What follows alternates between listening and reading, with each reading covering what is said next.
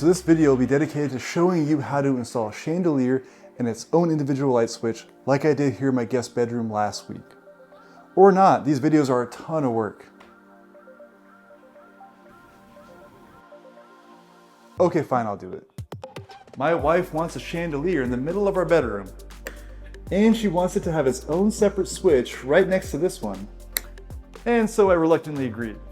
Now to give you context about our current setup, we're on the second floor and we only have one light switch that powers the current lights, which we're going to use as a power source for the chandelier, but it'll still have its own separate switch.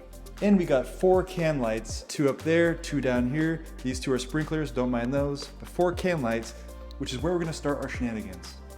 Now the first step is finding the exact center of these 4 lights. And for this part, having a laser level is pretty handy because you can overlay the laser across the can lights to get a center point. And fun fact for my Americans with no healthcare, it also doubles as a low-cost alternative to LASIK eye surgery. Now the chandelier should usually never be directly above the bed. It should ideally fall more towards the foot of the bed. The only exception is if you have a canopy. Now that we have the center of our 4 can lights, we can start drilling, right? Wrong. This isn't some polar bear habitat. You can't just go drilling wherever you want. We gotta think about it first. For example, I have a bathroom here, and every time I walk out of the bathroom, it would really piss the OCD gods off if there was a chandelier a little bit off center. So I'm gonna wanna center on the door. And as you can see in my situation, I put the laser level on the middle of the door and as well on my closet door, and luckily it falls smack dab in the center of my X. This won't always be the case though. So if you have to move it up or down to center it with the door, that is actually more preferable than keeping it directly centered with the can lights. Now before we get to drilling or cutting up some drywall, it's gonna get messy. It's gonna put something down to keep that mess contained. I'm gonna prime and paint this room afterwards, so mine's gonna look like overkill. But for you, just put down some cloth around the light switch and under the chandelier. Let's transform this place though.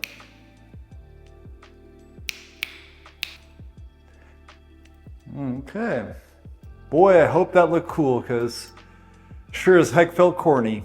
It was not cool, and indeed was corny. His family left him shortly after this joke. No one blames them. Now before I go drilling massive 4-inch holes, I want to verify the stud is where I think it is. Yep, that's about right. That's what she said. Now we can come in with the big kahuna. This guy right here. Now the spot that I drilled was absolutely textbook perfect. Perfect. See? Told you. But this is a realistic DIY video and not everything goes to plan. There was something that I did not expect. Oh, this is batted insulation. Did not. So for some context, batted is usually the rolls that are kind of clumped together. You find them in walls, whereas blown-in insulation is usually sprayed into attics. Batted is not a good sign. I did not expect that. Oh, that is also a very bad sign. That means we probably do not have access to the attic. Uh-oh. So we have everything correct. We have it centered perfectly amongst everything, and there's a stud right there where we can put our box into, but insulation didn't fall down into my face and lungs. And there's batted insulation. That is usually indicative that there is actually no access to the attic above. Otherwise it'd be blown in. So this is very concerning if we can't get access to here to fish the line over. I'll have to go and look. This is not ideal, and I'm gonna shift my entire focus right now to making sure I, 1, have access up above here, and 2, I can fish a wire all the way to the other side of the wall, because if you can't do that, I don't want to keep making holes in the wall. So what we have here are called glow sticks, and they have a variety of colors. These are low flexibility, medium flexibility, and high. Now the main purpose of a glow stick is to basically get a wire from where you have it to where you need it. And I start with the high flexibility because there's a wooden truss that my box will mount to. Now here's a 3D rendition of a room that I made, and if you overlay the trusses, you can see my electrical box will be in the center of the room, and there's a truss immediately between my box and where it will join the switch. So I want to use high flexibility to curve it over that truss and maintain a straight line versus a low flexibility, which will just go directly up and hit the roof. I then tape my electrical wire to the end of the stick so that I can pull it all the way through once I'm up in the attic. But this is only one part of the equation. because when I go up in the attic, everything's going to look the same, including the wall that the current switch is located on. So I drill a small hole in the front of the switch and jam a glow stick through. This will be some sort of beacon to guide me to the right wall. But with all that prep out of the way, I had no choice but to pop up in the attic. Now this part of the video is going to have a lot of really good pearls of wisdom, but even though I think a good how-to video should be direct and to the point, I'm purposefully leaving in some of the challenges that I'll face, because it's realistic. If TikTok Reels and Shorts have fried the reward center of your brain with instant dopamine hits, go ahead and fast forward. But if you can keep it together for 5 minutes or so, you're going to see the real deal and learn a lot of tips. All right, here we go. So you're going to need some upper body strength unless you got one of those cool ladders that you can pull down. But I got up in the attic and it's going to be a literal balancing act, so make sure you have good shoes. Steel toe boots are not your friends here. You got to be kind of nimble. Now I'm 6'3", 225 pounds, and I had to ensure I was stepping on only the trusses, those pieces of wood. Even though the spaces in between seem all fluffy and inviting, it's not. It's only drywall, and with a single misstep, the room below will get its own human-shaped skylight into the attic. Now you can see the rod that I stuffed through as a beacon right there because everything looks the same, but this tells me that the wall where the switch is located is right over there. I now know where I have to add my hole and fish the wire down through for our new switch. So after digging through the insulation, I jammed my oversized bit and drilled a hole through the top plate of the wall so I could fish the wire down through there later. But even though I had done this, there was actually a bigger problem. I don't know that I have access. Ain't that a bee? Yeah, so I couldn't see the glow sticks that I fished through the opening for the actual chandelier in the center of the room. Now I strongly recommend you have your phone with you and someone below. Not only if you get stuck or hurt, but for the sake of efficiency. I am standing on top of the light switch. Are you sure? You want me to put the orange thing through? No, don't. Are you sure? I'm 100% sure. Wait, hold on. We need to test this. You know, I'm standing on top of it. If you poke the rod through, it's going to poke me in the balls. Yeah, I'm going to poke you. Don't do it. Don't do it. You're making things harder, Beeps. Coming. Don't do it. Yep, just like I said, it'll make things more efficient. I just want to hear where it is. Can you hear that? Yeah. You're going in the wrong way. I can tell by your voice. No. I don't know if I can reach it. Alright, I'm going to try. It's going to be very hard though. Now, this is somewhat unique to me, but highlights how things can go wrong. My roofline is fairly low, but I also have a false wall built halfway to help with additional support. Unfortunately, this means I have to get around the wall to access the box, and then pull the wire back around the wall and to the light switch. Not only a lot more material, but a lot harder. It's not super obvious in the video either, but I'm crawling on joists in 14 inches of insulation to the roof's edge, which is getting thinner and thinner, trying my best not to fall through.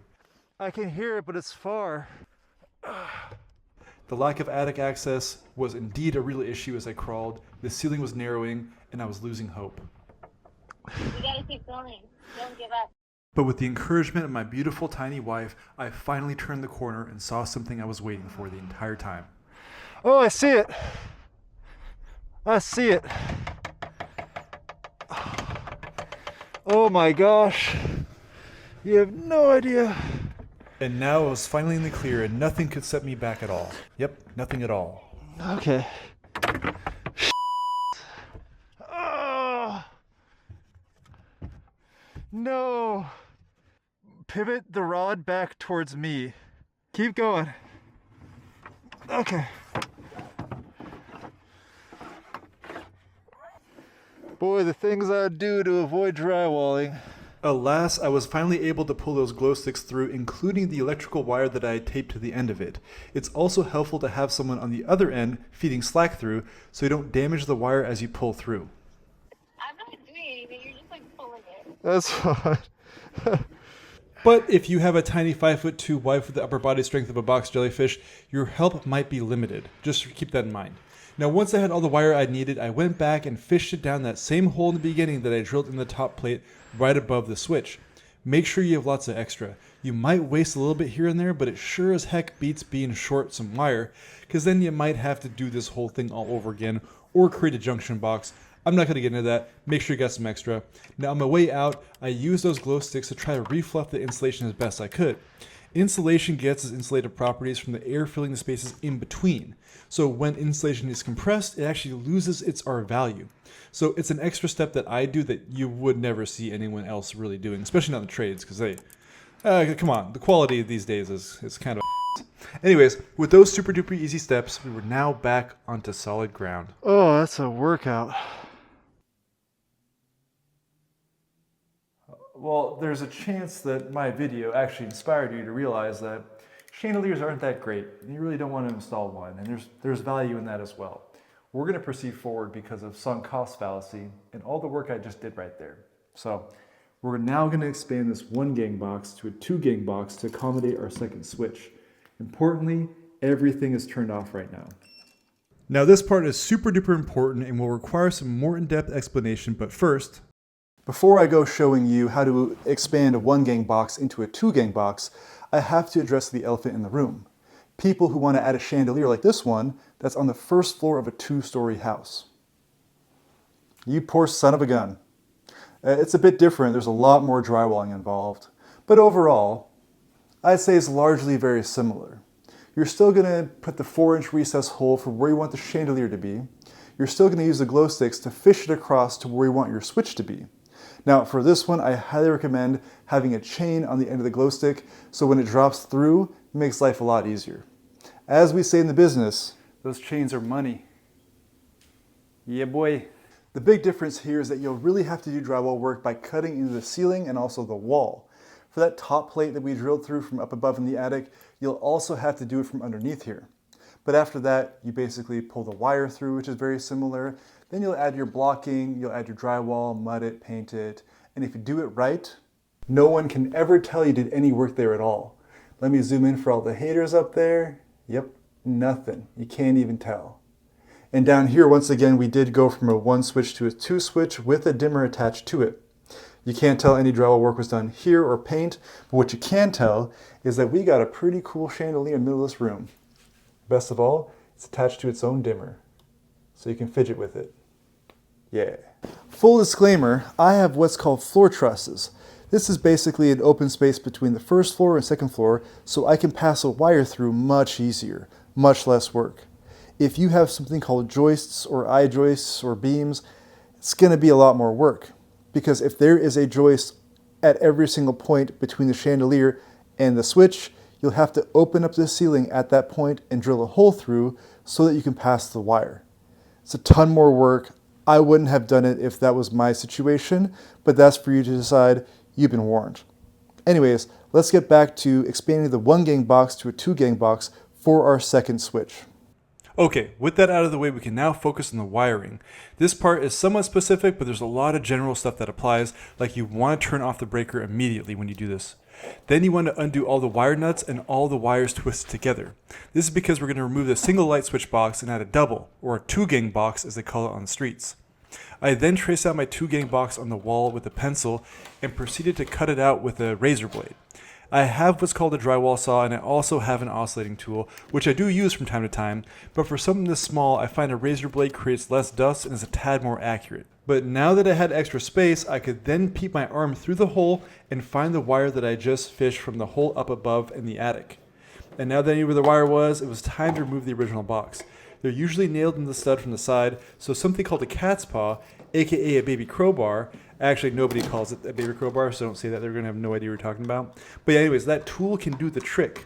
You see, when I go to pull the box, the various wires enter the box through their own individual holes. They were all twisted and connected together. That is why it was important for us to unwind every connection. Otherwise, you can't pull the box off. I can now put our new 2 gang box on, and I fish all the existing wires through their own individual holes, and also add that new 14-2 Romex for the chandelier through its own individual hole as well. Now, this particular box that I have is particularly pricey compared to the usual one because I'm somewhat of a fancy boy, but it's particularly nice because you can screw it directly into the stud. It's very sturdy. Its depth is also adjustable, so you can make certain that it's flush with the drywall very easily. Now, I know the footage was really sped up here, but don't worry, we're going to actually use a diagram because it's way easier for the wiring. Now, I have 4 wires coming into the box. One is for electrical panel called the home run. 1 wire is for the outlets, which will need a constant source of power. Another wire is for the chandelier that we just pulled through. And the last wire is for the can lights that were already in place.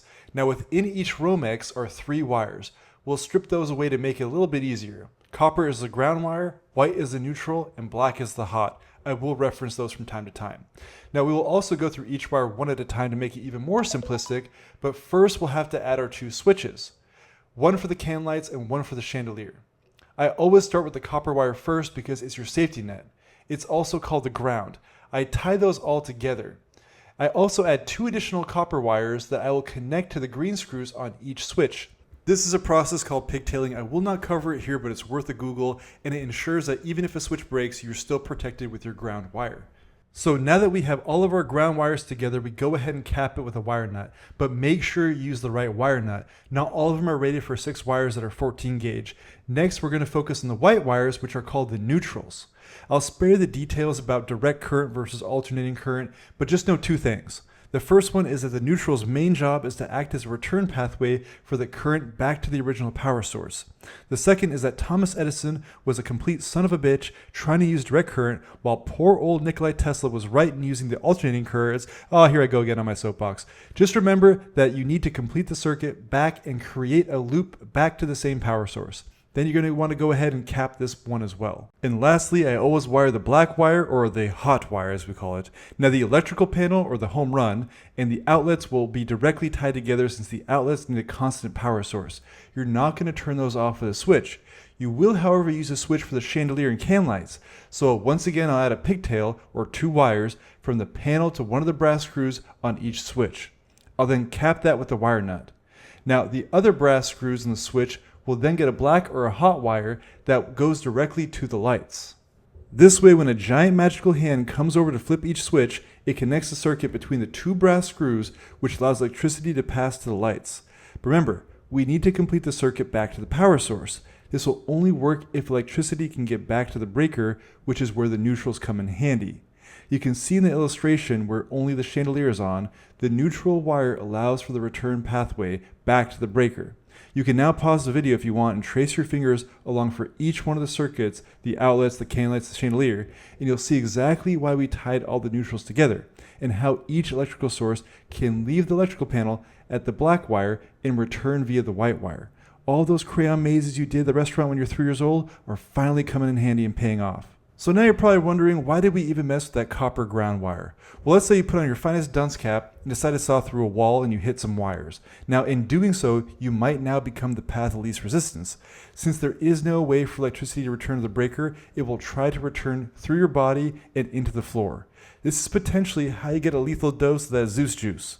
Fortunately, we have ground wires. Since copper wire has a lower resistance than your body, when you accidentally snip a neutral, for example, the current will opt for the path of least resistance and go through the copper ground wire back to the panel instead of through your body.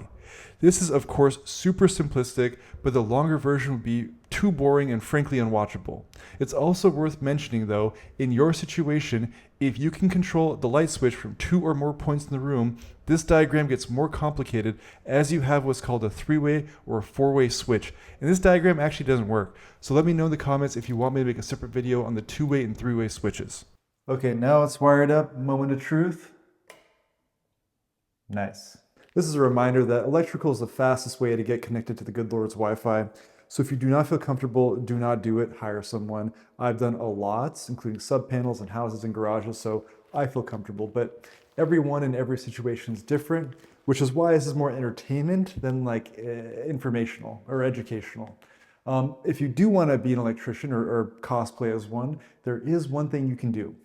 And it's a pretty easy one too. You just have to make a mess and then walk away once it's done. Don't clean it up. It is a very signature move of every electrician. Alienating my audience for no reason at all, except because I was bored. So now that we have the box for our switches wired, we're going to switch focus to the ceiling box. This particular box is nice because similar to the 2-gang box for the switches, you can adjust the depth to sit flush with the drywall. It's also metal reinforced, which will come in handy with a really heavy chandelier, which is what we have. Now, wiring the chandelier is actually pretty easy because there's a single wire that we had fished through the attic, and you just basically plug it through and screw it in. Now, there are some little bit of holes here and there, and I'm going to go ahead and seal it up. Yes, it'll prevent some drafts, but honestly, it's just because of my OCD, let's be real. That's really the only reason to even do this step. I also do it for the light switch as well because, once again, OCD. Now, for texturing, I always warm it up in the sink, but there's another trick you can do that all the tradesmen professionals do. Nothing up this sleeve. Nothing up this sleeve. There we go. Nestled in between my crack. You can also just stick it in your waistband to keep the texture warm, but up to you, your preference. Now you definitely want to practice on some cardboard to make sure you have the right consistency. That way you can waste additional time before you go and mess up on the actual wall itself. Me. Now, this is a chandelier video, not a drywall video, so I'm not going to spend too much time, but don't fret. You can always wipe texture off and start over. Don't feel discouraged. What a dud. Okay, maybe I was a little bit discouraged, but I came back with a different type of can later on, and you're probably now wondering, what is all that woodworking around my switch? And I'm actually transforming this room in a couple easy steps, and I'm making a wainscotting video, so make sure to subscribe or else. I'm not really 100% sure what else. I'll probably put like some sort of curse on you. Like not a super serious curse, but like one so that like when you go to the airport, your luggage will be like 3 to 5 pounds over the limit. You don't have to like shuffle things around between 2 suitcases or like when you go to put in a password, it's incorrect and you got to reset it. But then when you go to reset it with a new password, it says you can't use the old password and you're like, what the hell? Or I don't know, something like that. I haven't thought it through. But anyways, we're going to fast forward through some of this right now. And even though we're fast forwarding, I got to hit pause real quick because the wainscoting video does have something that pertains to chandeliers called ceiling medallions. These come in a lot of different styles, including a lot of different builds. This one's a cheap hollow plastic one. I don't recommend getting this one. This foam one is about 4 times more expensive, but so much more substantial. It looks a lot nicer too. These longer ones are great for over dining room tables, but for the bedroom, we're gonna go with Big Bertha right here. This big ol' honker. We chose this 28-inch medallion because of the size of the room is big, we have tall ceilings, and also the chandelier is not small either.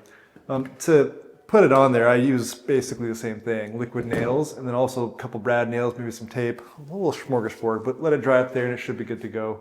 Let me know if you want the real reasons and dimensions down in the comments, otherwise I'm gonna keep the show moving. And once liquid nails is on, you're going to slap it on the ceiling like a big piece of pie. Now, liquid nails is what's going to do the majority of the holding, but the brad nails and or tape is what you're using as a medium to facilitate it staying in place while it dries. Now, mine's the same in every direction, but some of the designs aren't as symmetrical, so make sure it's placed the right way, pointing the right direction. You're also going to want to caulk around the edges to make a seamless look with the drywall when you go ahead and paint afterwards as well. Okay, I actually really like this a lot. It really adds so much character to the room. It's gonna look really good with the chandelier in there. Big fan, big fan. These ceiling medallions are pretty mesmerizing and I highly recommend it depending on the room, but not all rooms need one. For example, my nursery is extremely ornate, so a medallion made sense. But my guest bedroom isn't as ornate, and so it didn't make as much sense. It's really gonna be a judgment call.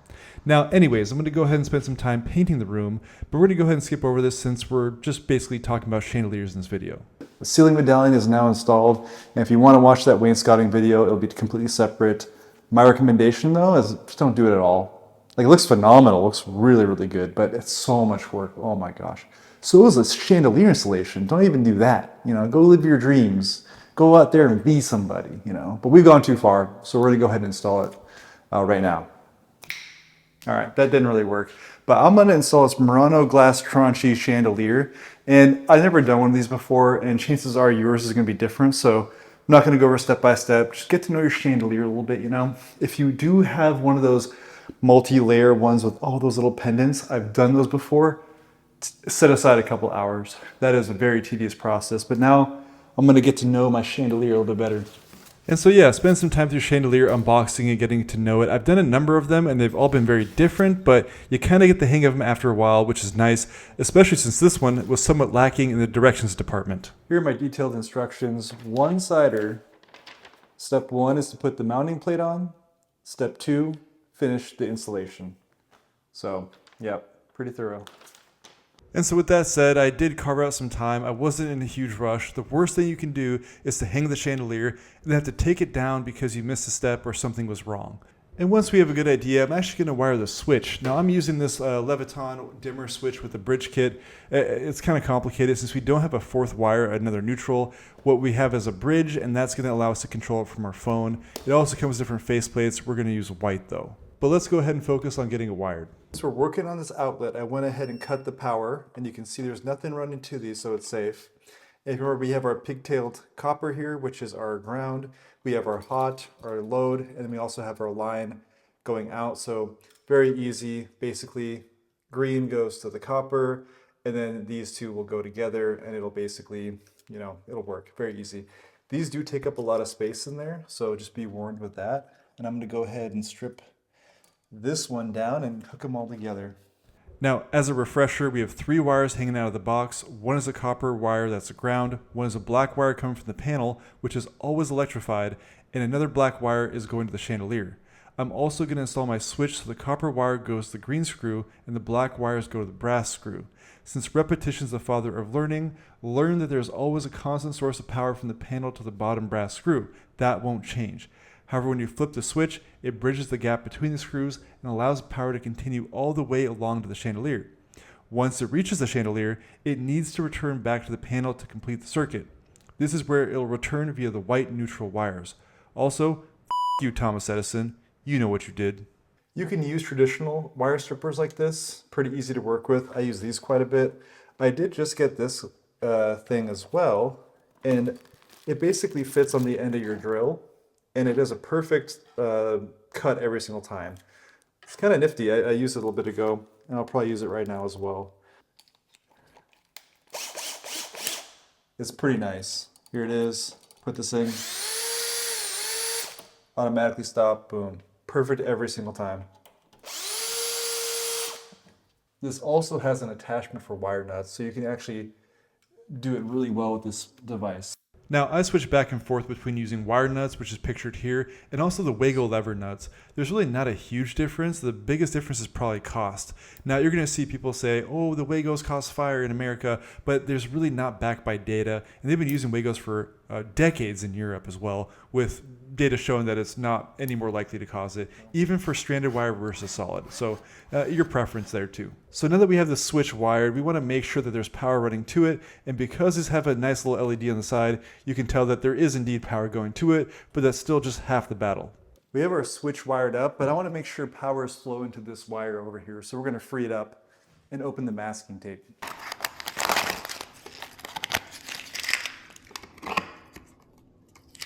Should be off right now. I hit the switch. Turn it on. Should now have power going to it. Should set this off. Yeah. Perfect. There was no power going. That means we might have wired the switch incorrectly, or the wire's broken somewhere, which would be a huge problem because we have to go back up there and look around. So now the power is off.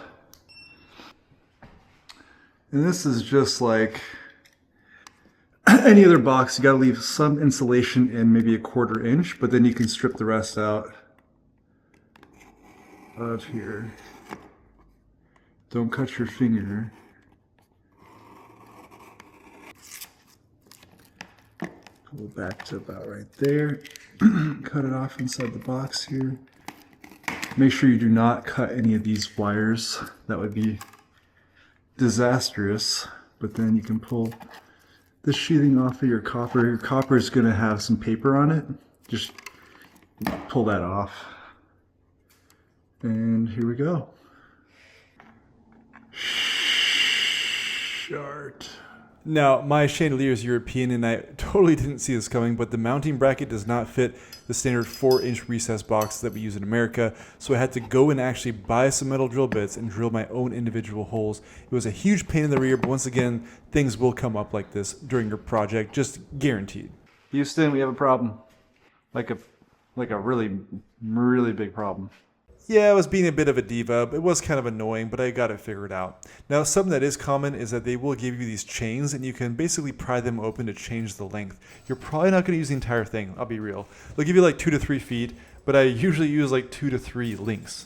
And I have pretty tall ceilings. My downstairs is about 16 feet, upstairs about 10 feet, and I still only use like 2 to 5. But you'll have to make a judgment call there. Just know that it kind of sucks. If you do change your mind, you'll have to take your chandelier all the way off. So it kind of makes sense to do a dry run before you go all out in installing the chandelier. Speaking of dry runs, before you actually hang the chandelier and all the crystals and everything on top of it, make sure you plug in some of the light bulbs and do a dry run to make sure that it actually lights up. Yeah. Am I doing a different one? Yeah. Ah, Oh, you got light. wow. Wait. Hold on. Yeah, boy. There it is. Yes. Oh. Yeah, it looks good. Looks really good. It's pretty. And congratulations, the hard part is done. Now you just gotta hang your crystals. And with these type of chandeliers, it's important to alternate the sides. You don't wanna weigh too much on one side because it will tilt and it will fall. But once you have it basically in place, you can start impressing people and doing a grand reveal. Oh my goodness. That's stunning, isn't it? Yeah. Oh wow. Were you expecting that? No, it's a Tranchi. You can't. The video doesn't do it justice at all. I know, but maybe try dimming it too.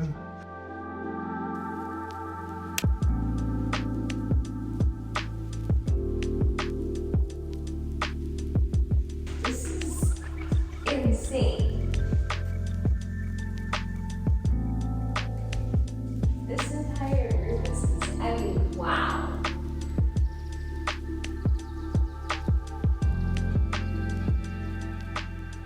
The chandelier and wainscoting and painting is great and all, but you really need someone with a good eye for design. My wife picked out all the nightstands and furniture, and everything that ties this room together gives it the pizzazz and makes it feel like a home. Now, you might have also noticed there's a bedside bassinet. And if you want to do this installation on expert mode, have a baby in the middle of it. I haven't slept in 8 weeks. I'm like actually dying right now. It's crazy. I'm surviving off coffee. So if I have a link for buy me a coffee down below, appreciate your support if you enjoy the production. I also have some really good videos that are less how-to-y and more entertainment, more story mode. They're very good. Check those out. But for now, I'm gonna go to bed while she's sleeping at least. Or maybe not.